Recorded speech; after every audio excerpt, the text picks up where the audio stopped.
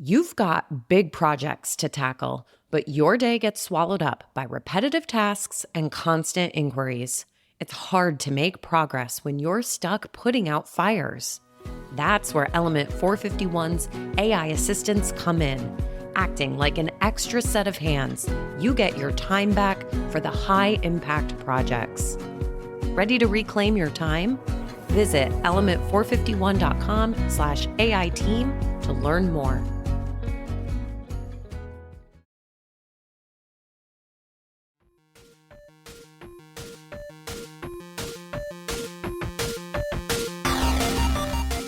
Welcome to the Hired Geek Podcast, where each week we explore the impact of EdTech on the student experience with engaging, fun, and relevant conversations that honor the wide range of work happening all across the higher ed ecosystem.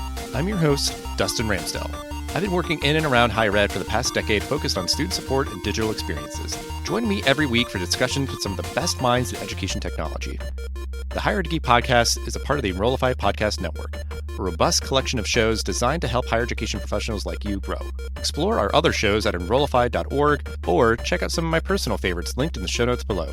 Enrollify is made possible by Element 451, the leading AI-powered all-in-one student engagement platform helping institutions create meaningful, personalized, and engaging interactions with students. Learn more at element451.com. Welcome back, everyone, to another wonderful episode of the Hired Geek Podcast. If anybody's watching or kind of following along with all the episodes we're posting here as we're heading into the back half of the year, just really excited for the lineup up against what you have.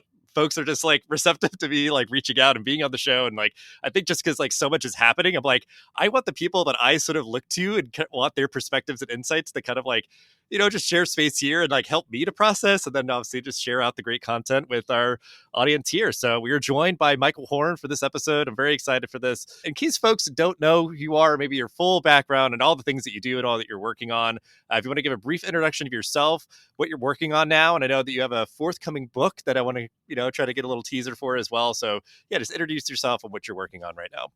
Yeah, you bet. First, it's a pleasure to be here. Thanks for having me. As you mentioned, my background sort of spans a few different things, but I co-founded the Clayton Christensen Institute, nonprofit think tank that I ran for about a decade. Stepped aside in 2015 into the gig economy, if you will, and I've done a bunch of things since then. But I'm a writer, I'm a speaker, I'm a podcaster, and I teach at the Harvard Graduate School of Education. And the upcoming book that's coming out is called Job Moves, 9 Steps for Making Progress in Your Career. So interestingly enough, I've been all K-12 and higher ed in my writing until now, but this is sort of the next step, if you will, right? It's adjacent to education. And it's really about helping people make progress in their career journeys. But I see it as very important for education, frankly, to understand as well, because so many more students and families are saying, hey, we love education, but it's got to result in a good job. And that's a change, I think, in how people have conceptualized the purpose, really, of education over the last couple decades. Yeah, because I think it's a fair thing. 'Cause I think there's some people kind of bristled their feathers, that notion of just oh, you just go to college to get a job. It's well, I mean, yeah, it's the idea of being in service of the world. It's okay, you've got all this great knowledge and built this social capital, all these good things and the outcomes that you would hope for any student to have. And it's okay, so what? It's okay, well, I was able to get this job and be well prepared for it and help other people hopefully in whatever shape it's taking. But yeah, and I know for you, it's interesting for me to have you on that you typically work really, like you said, across K through 12 and higher ed, really trying to kind of honor really the whole education system. Because even as much as, this show, we do focus on higher ed pretty exclusively, we are connected, pretty intrinsically to what's happening in K through 12. So I wanted to try to think through a metaphor here of kind of the, the turbulent time for higher ed, the choppy waters and everything. Do you feel like this moment for higher ed, where there's all this sort of ambiguity and turbulence, is that being shared by K through 12? Is it we're sort of alone because we've kind of got our rickety ship on these choppy waters, or is it kind of choppy waters for everybody right now? Yeah, it's interesting. I think it's choppy waters for everyone, but for different reasons, if that makes sense. And my observation when I started in K-12 in 2006 in terms of my writing, and then sort of transitioned into thinking more and more about higher education in 2009-10. And my observation at the time was that higher education had a lot more to do with healthcare than it did with K through 12 education, in the sense that yes, there's the question of how we learn and prepare human capital and social capital and all these things you mentioned. But there is these business models, third-party payers, like a lot of similarities in some respects to healthcare and rising costs consistently. And so what I think is interesting coming out of the pandemic is all of education is in choppy waters, right?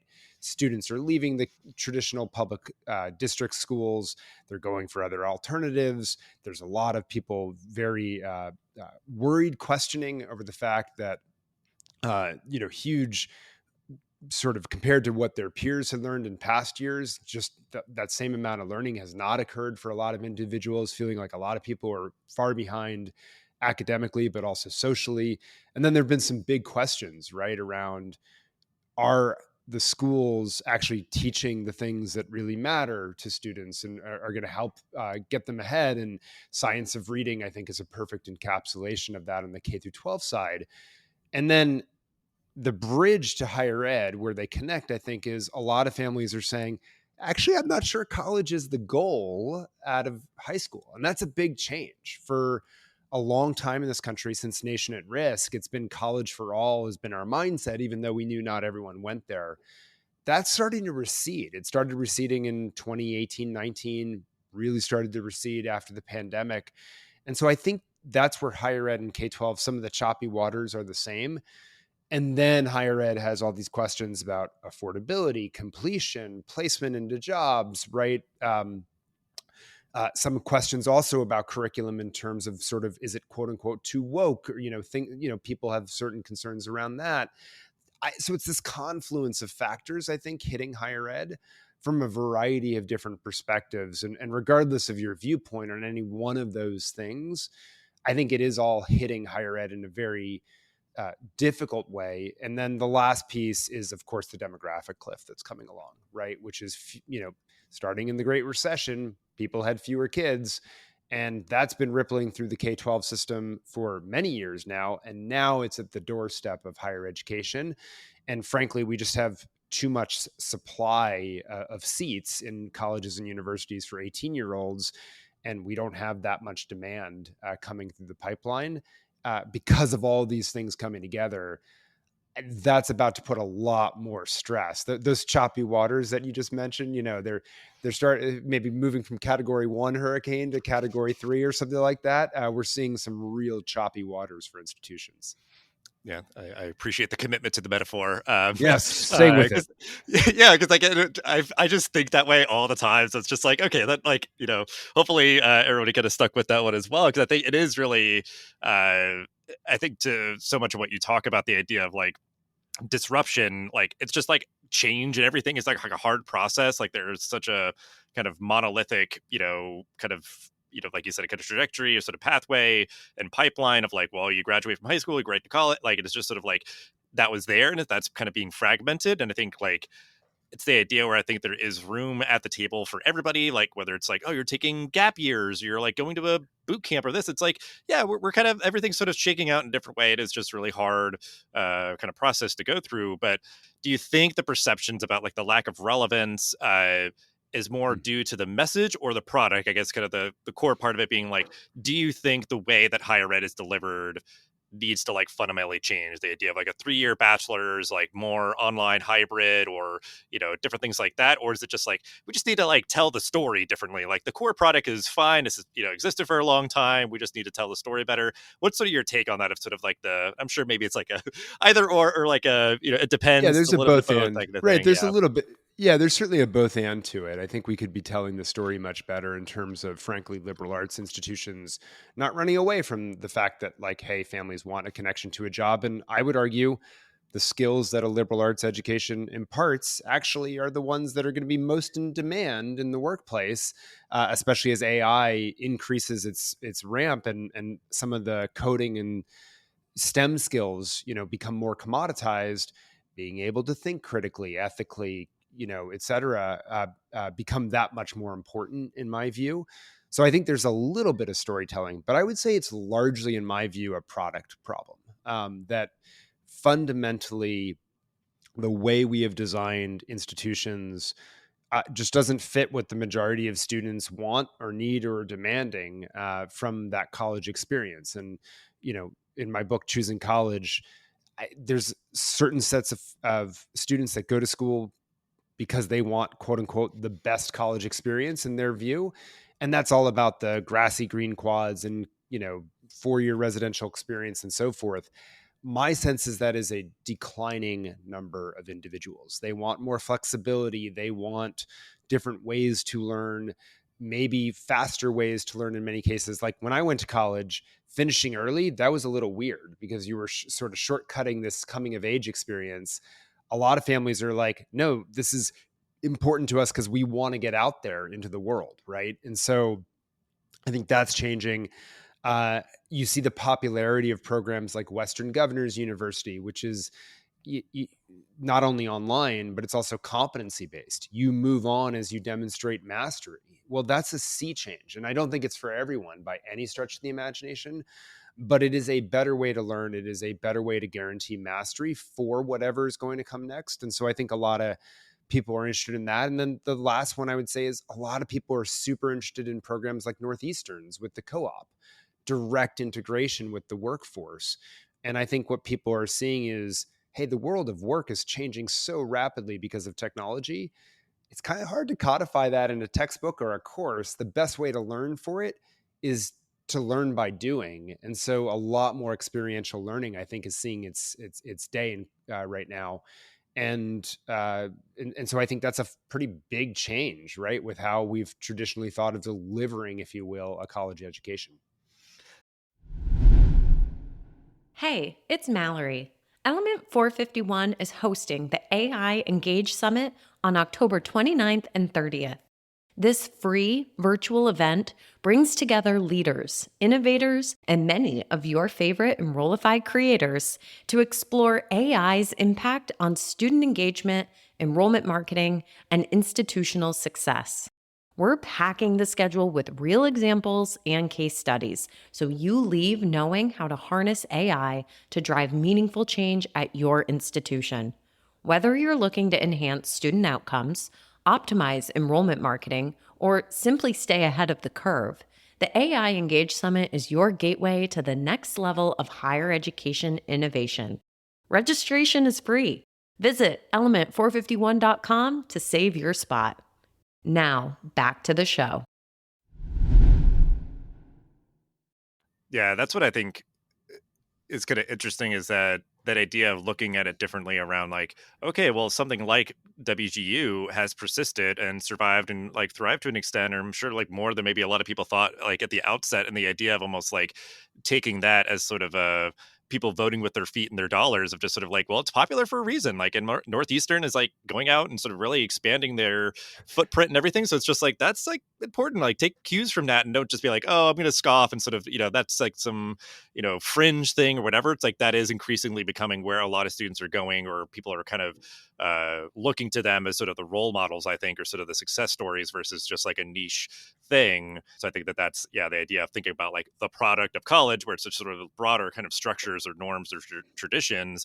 The idea of like, what got us here is not going to take us where, kind of a sector, like where we need to go to, maintain relevance and all that. So I think that sort of ratio is correct of like, well, it's a little bit of both, but definitely more so on the product side of like a 60-40 split, more so on like, we do just need to kind of rethink how it's delivered.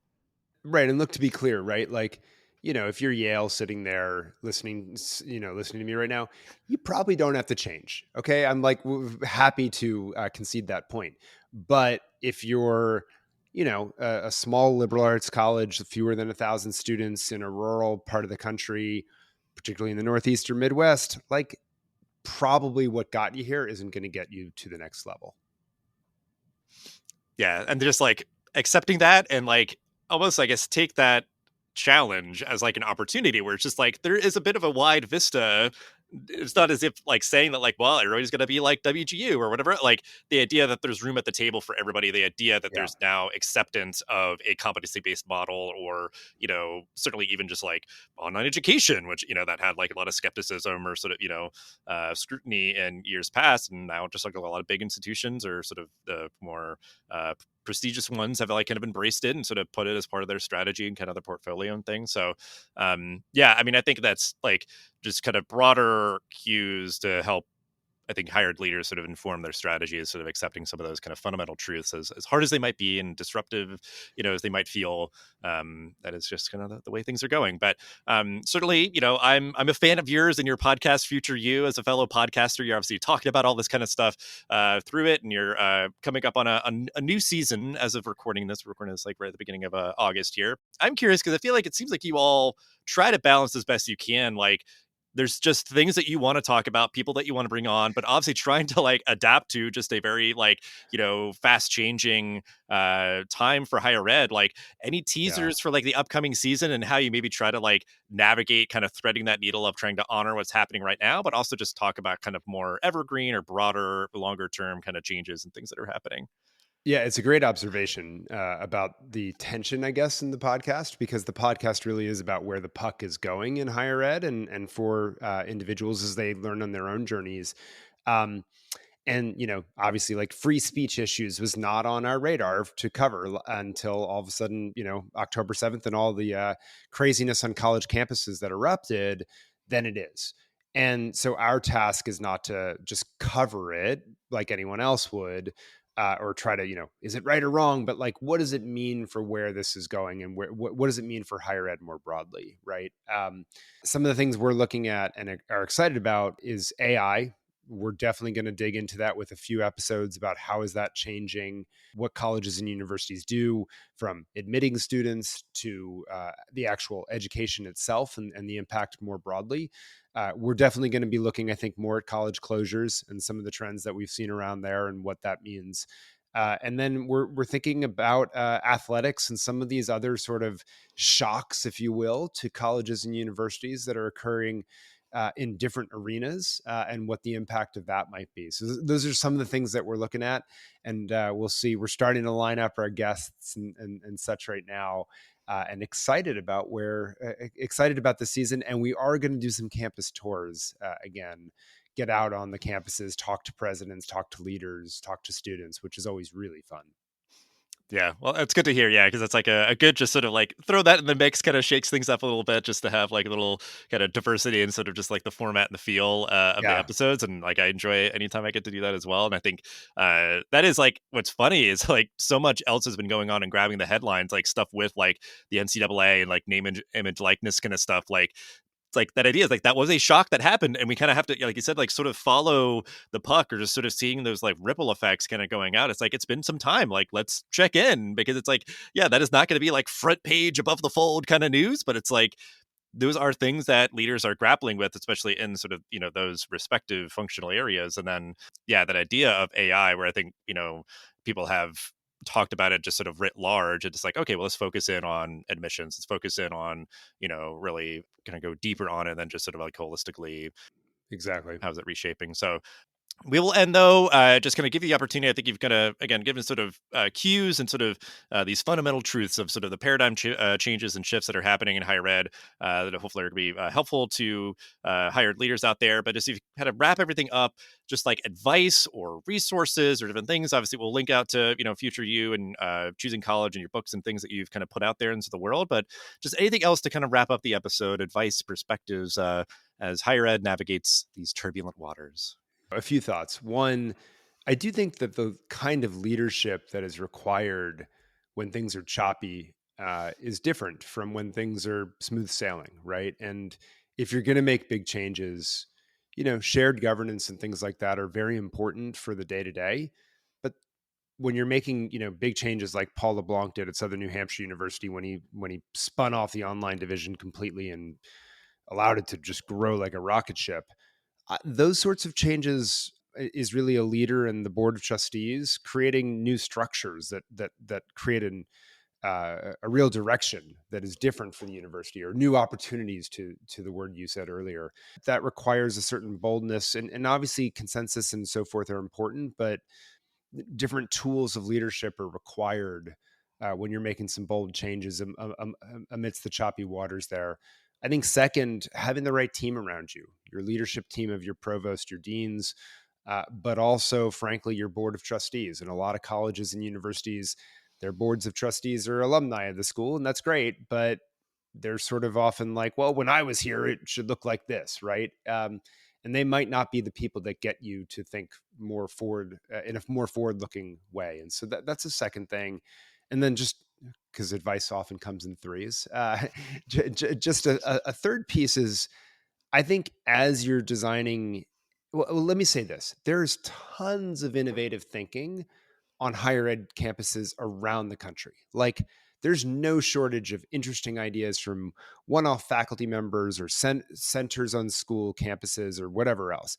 The challenge, I think, often is that it's just like lots of thousand flowers, but nothing actually blooms to the point that it changes the trajectory of an institution. And so I think that's the third thing, which is a college really leader seeing all these things and being like, okay, this is the thing that we're going to go do in a very substantial way that's going to change our business model, our offering, and help people make progress. Being able to really make something a priority, as opposed to just one of the thousands of very cool things that occur on a college campus on a daily basis, I think is the third thing I would say is don't be afraid to, drive hard at something that one of your faculty members is doing that's really cool, but making it more than just a one-off thing. Yeah, I kind of want to like hearing through that. Yeah, it's just that sort of like allow yourself to be kind of, sort of accessible, or sort of like expose yourself to just like different, Mm-hmm. resources or spaces or people or like things that are going on, and like, really trying to embrace and, uplift just different perspectives and ideas. Cause I think it's just that like idea that's come up a lot through our conversation of like, and I think just with like the history major here thinking, where it's just like, sometimes you have like the peacetime president and then you have like the wartime president. And it's like, and some people are just better at one or the other of that idea of like the urgency that this moment I think calls for higher ed. Yeah. The different thinking and like, just driving people towards a very clear and explicit goal that you really keep at the forefront. How are you building your team? How are you motivating them? How are you celebrating successes? And like different things like that. Like that is, yeah, just a very different skill set and just a very different environment that a leader has to, operate in and everything. So the idea that you could be, trying to, check out that new event, read that new book, like listen to that different podcast where it's just like, oh my gosh, yeah, I haven't really thought, about things from that perspective, and kind of trying to have that discipline, but then also, yeah, like even like a good idea of like, talk to your people that are already at your institution that may be doing things that you could be like, this is the model that we really want to try to, Exactly. foster more readily and everything. So I think really great advice. I always appreciate your perspectives and all that you do. So just really appreciate your time. Like I said, we'll have ways to connect with you and your work in the description for the episode. But this was a treat for me. So just thank you so much for hanging out and sharing. No, all that you thank did. you. Thank you for the opportunity. I really appreciate it. The Hired Geek Podcast is a part of the Enrollify Podcast Network. If you like this podcast, chances you'll like all the other Enrollify shows too. Our podcast network is growing constantly, and we've got a plethora of marketing, enrollment, and higher technology shows that are jam-packed with stories, ideas, and frameworks all designed to empower you to be a better hired professional. Our shows help you find your next big idea and feature a selection of the industry's best as your host. Learn from people like Jamie Hunt, Seth Odell, Dave Kibbolds, and Eddie Francis, as well as so many other of your favorite leaders in higher education. Enrollify is made possible by the support of Element 451, the leading AI-powered, all-in-one student engagement platform helping institutions create meaningful, personalized, engaging interactions with students. Learn more at element451.com.